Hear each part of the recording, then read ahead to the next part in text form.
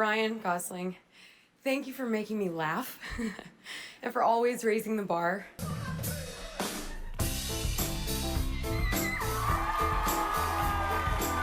The whole night I was like, can you tell it's a wig?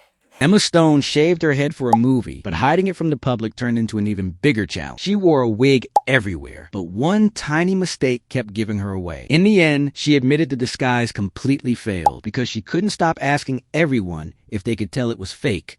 Oh, I only really wore that wig once because we had to go to premiere. It was a great wig, but the problem is the wig looked good, but the whole night I was like, can you tell it's a wig? To everyone, and they were like, we're pretty sure she's wearing a wig since she moved it around a lot and kept saying, like, there was like a lip read video where I was like, no wig. It was so, I was like, wow, be really bad at keeping any. Have you thought about being in the intelligence community? Yeah, they were.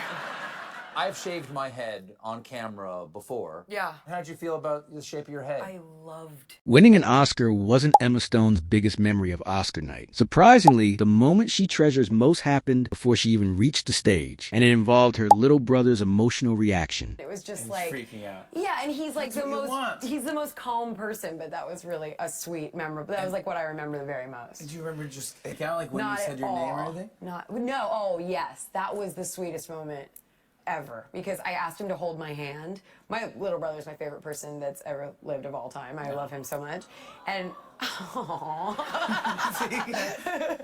he's pretty great. But getting handed the Academy Award, I mean, what goes through, because I've never want to live through you. What was really nuts in my experience was that it was Leonardo DiCaprio. Oh man, you can't be Leonardo DiCaprio. Who is Jack from Titanic. Hello, I mean yes, of course he is. But Emma Stone revealed one hilarious detail about her new movie that almost nobody expected. Director Yorgos Lanthimos is such a huge Friends fan that he replaced the original masks with Jennifer Aniston masks. And Jennifer herself actually approved it. a point where you stab her in the leg with a needle. And out she'll go. I've tried this many times. He can answer any question about Friends, any trivia question. So, long story short, one day he went, they be Ross and Rachel? The masks? I was like, that's pretty random, but funny. He goes, I think they should both be Rachel. Okay, and Jesse and I were like, why? And he's like, I don't know. I think that would be funny. We were like, He's not wrong. He's not wrong. And so we did write an email to Jennifer Aniston, and she was like, sounds great to me. Yeah. Totally in for it. This is 4 with Yes, Yorgos? yes. And I mean, I will say, like, in all, Four goes. That's... Emma Watson thought teaching Jimmy Fallon a simple movie dance would be easy until they attempted the legendary Dirty Dancing lift. What happened next had the entire audience laughing. Let's do one more. All right, one more. Here we go. Are you ready? I don't know. So far, it's so good. Okay, so we're going to do the Dirty Dancing lift. Oh yeah, this is big. I'm going to run. Okay. And you're going to put your arms around me. Yeah. And then you're going to twist. Yes. And it's going to be beautiful. All right, here we go.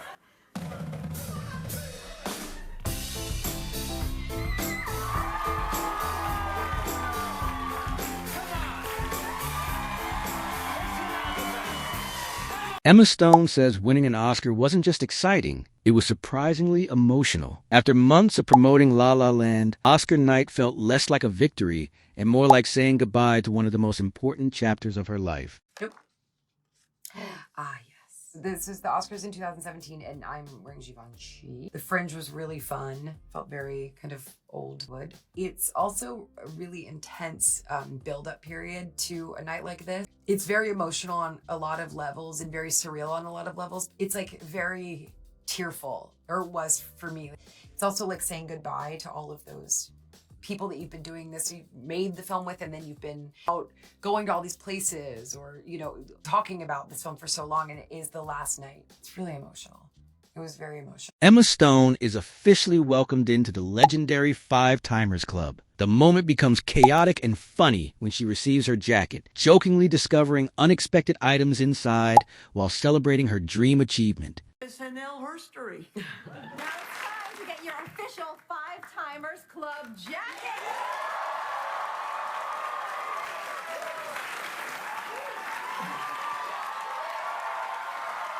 Moment with you guys, so thank you. Is this a joint? That must be Woody Harrelson's jacket.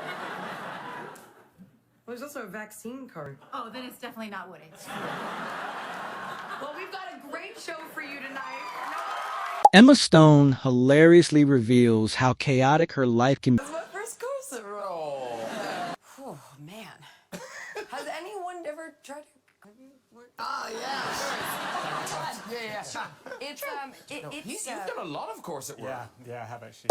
Emma recounts a random restaurant encounter where she unknowingly blessed Cameron Crowe in a meeting, which later turned into a major career collaboration, creating one of Hollywood's funniest accidental success stories. Really quickly, sorry to interrupt. You don't have to be quick. Take your time. Okay, I just wanted to say thank you for something. Okay. Because I saw you in a restaurant Yes.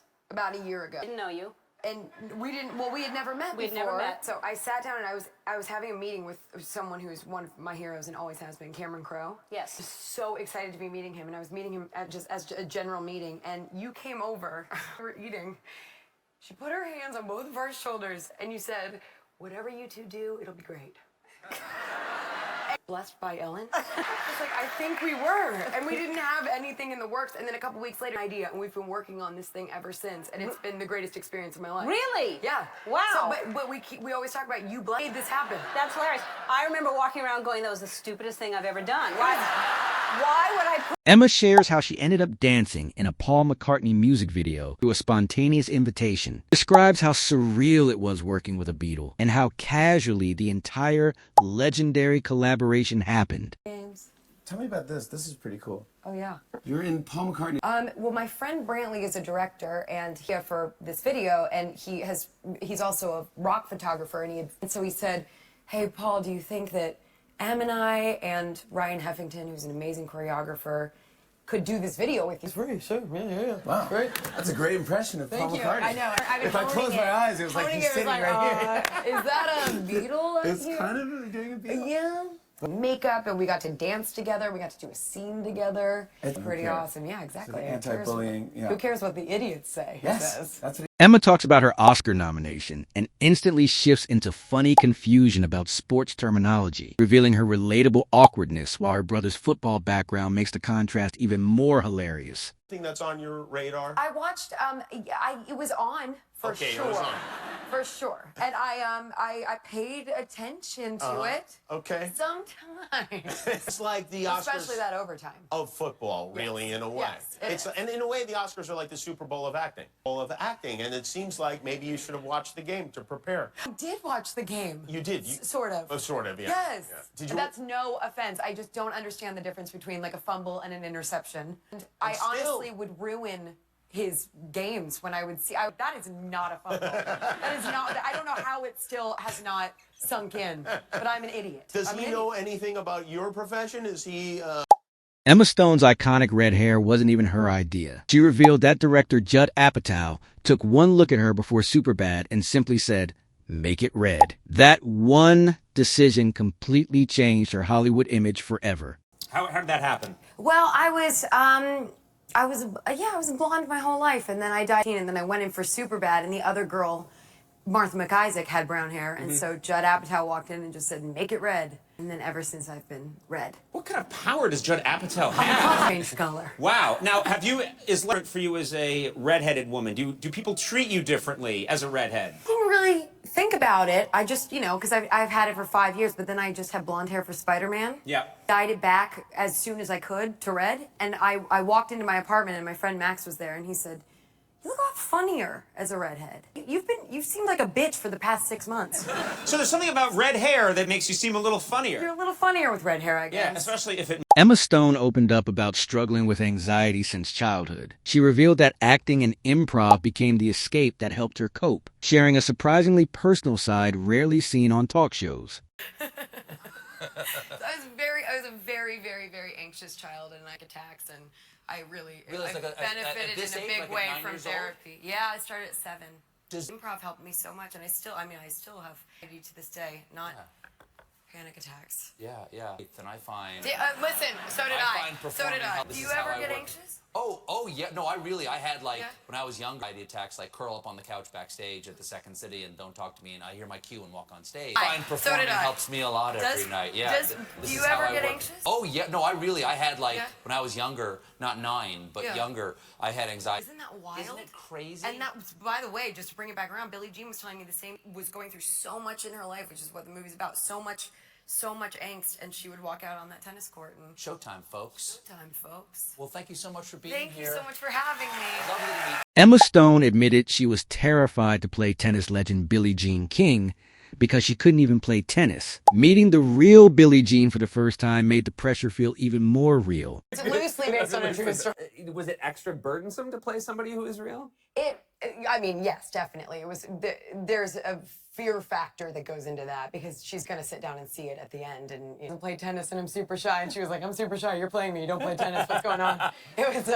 What was the scene when you first met Billie Jean King? I met her at her and. She was so sweet and warm, and Alana was there drinking out of a mug that said, "It's good to be king." Fantastic. And I was like, it does seem pretty good to be king. Yeah.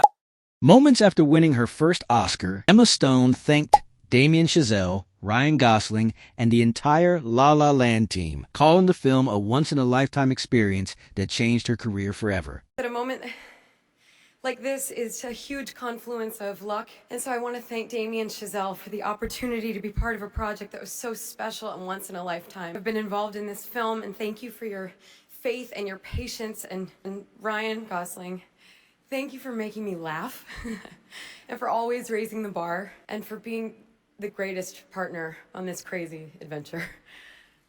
Find you all individually, and I'm gonna thank you. Emma Stone revealed her most unexpected obsession, K-pop. She couldn't stop talking about how addictive Korean pop music is, calling it one of the best things she'd ever discovered. Explain to those who don't know what K-pop is. It's a global phenomenon, so I'm sure that everyone already knows. There are what people this out is. there are some people who thought you were talking about a weird drug. K-pop, it's the latest thing to hit the streets, but no. It's the hot new thing. Yeah.